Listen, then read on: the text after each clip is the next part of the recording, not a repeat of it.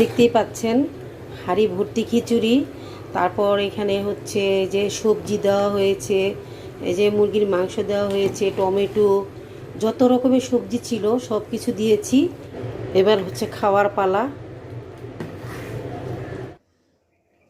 এখানে খিচুড়ির আয়োজন চলছে। আজকে সবাই মিলে পাতলা খিচুড়ি খাবো, সবজি খিচুড়ি, সাথে মাংস থাকবে, সেজন্য মুরগি ভিজিয়ে নিয়েছি।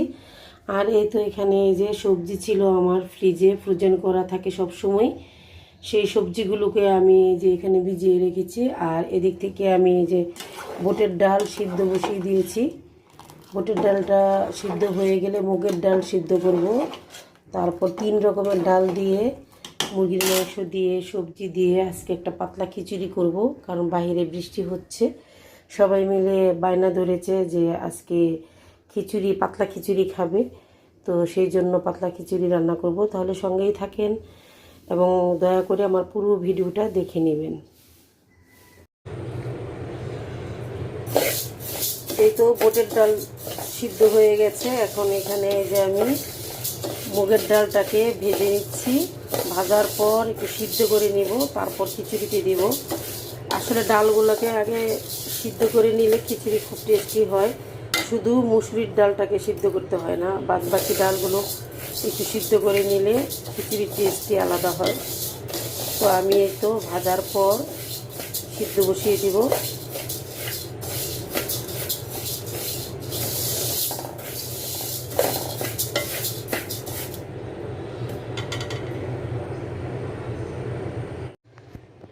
ডালটা ভাজা হয়ে গেছে। হওয়ার পর আমি ভালোভাবে ধুয়ে নিয়েছি। ধুয়ে এখানে পরিমাণ মতো পানি দিয়ে দিয়েছি, একটু লবণ দিয়ে দিলাম, আর হচ্ছে একটু হলুদ দিয়ে দিলাম, তাহলে কালারটা খুব সুন্দর থাকবে।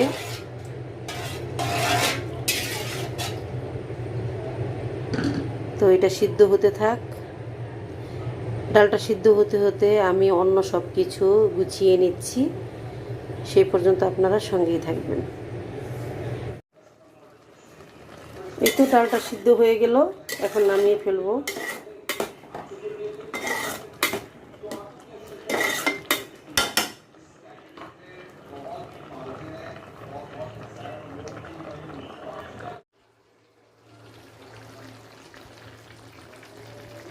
এই তো মাংসটা বসিয়ে দিয়েছি। মাংসটা হয়ে গেলে তারপর খিচুড়ি বসাবো। খিচুড়ির জন্য সব কিছু কেটে নেওয়া হয়েছে।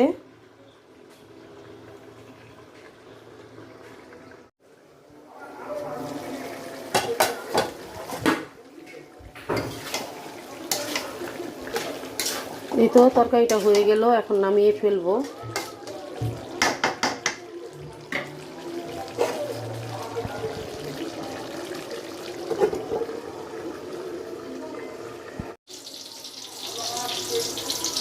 খিচুড়িটা বসাই রেখেছি। পেঁয়াজটা ভাজা হয়ে গেলে মশলা দিব।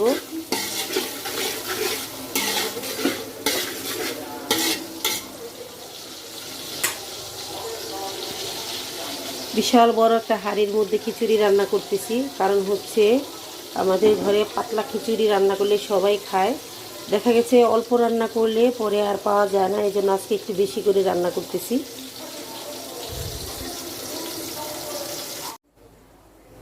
এই যে সবজিগুলো কেটে নিয়েছি, ভালোভাবে পরিষ্কার করে ধুয়ে নিয়েছি, এগুলো এখন দিয়ে দেবো। আর এগুলো হচ্ছে ফ্রোজেন করা ছিল। আর এই মিষ্টি কুমড়াটা আজকে এনেছি। তো এখানে যে মশলাটা কষানো হয়ে গেছে,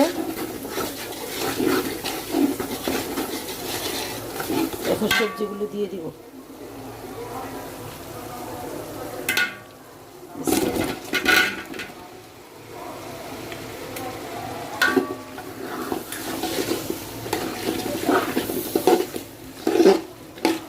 সবজিটা একটু কষানো হয়ে গেলে চাল দিয়ে দিব।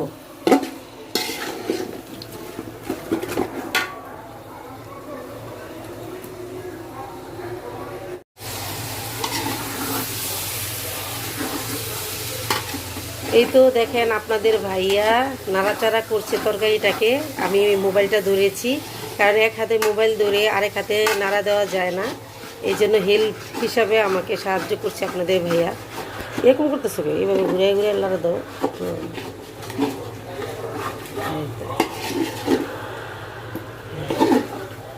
আবার একটু ঢেকে দেবো, তারপর চালটা দিয়ে দেব।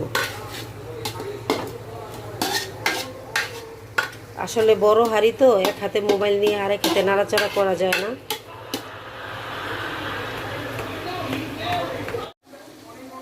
এই তো এখন চাল দেওয়া হবে। দাও, চালটা দিয়ে দাও আস্তে আস্তে।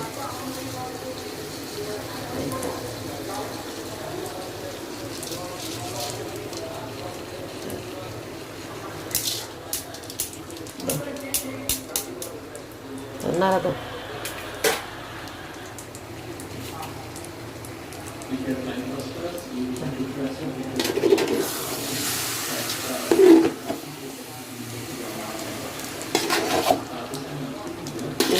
মিক্স করো। হ্যাঁ, মিক্স হওয়ার পর পানি দিয়ে দিব।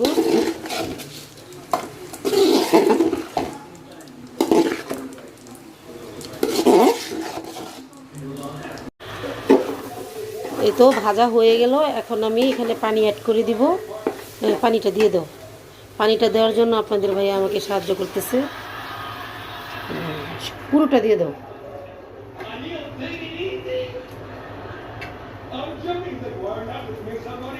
আরও লাগবে পানি, ফল ছেড়ে দাও। এই তো হাঁড়ি ভরে পানি দিব, কারণ চাল অনেক, সাথে আছে সবজি।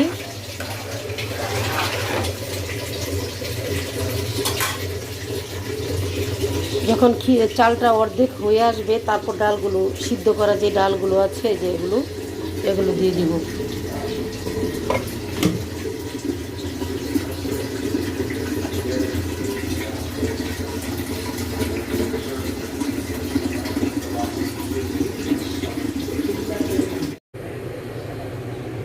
খিচুড়িটা এখন এই পর্যায়ে এসেছে, দেখতেই পাচ্ছেন। হাঁড়ি ভর্তি খিচুড়ি। তারপর এখানে হচ্ছে যে সবজি দেওয়া হয়েছে, এই যে মুরগির মাংস দেওয়া হয়েছে, টমেটো, যত রকমের সবজি ছিল সব কিছু দিয়েছি। দেওয়ার পর হাঁড়িটা একদম ভরে গেছে। এখন আস্তে আস্তে হবে, আর আধা ঘন্টার ভিতরেই খিচুড়িটা একদম ফাইনাল হয়ে যাবে। তখন আবার আপনাদের সাথে শেয়ার করব।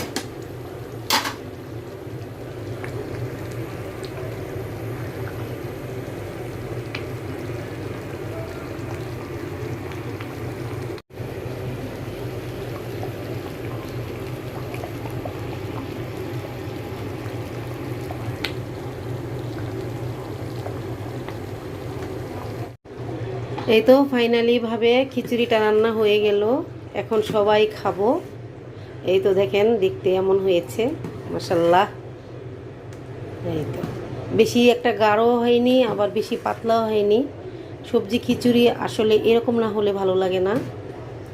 এই যে দেখেন কত সুন্দর হয়েছে।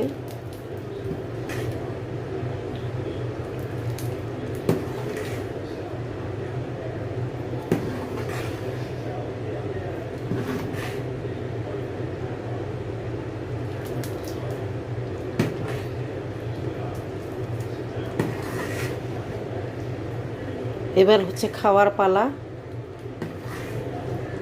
সবাই ভালো থাকবেন, সুস্থ থাকবেন। আল্লাহ হাফেজ।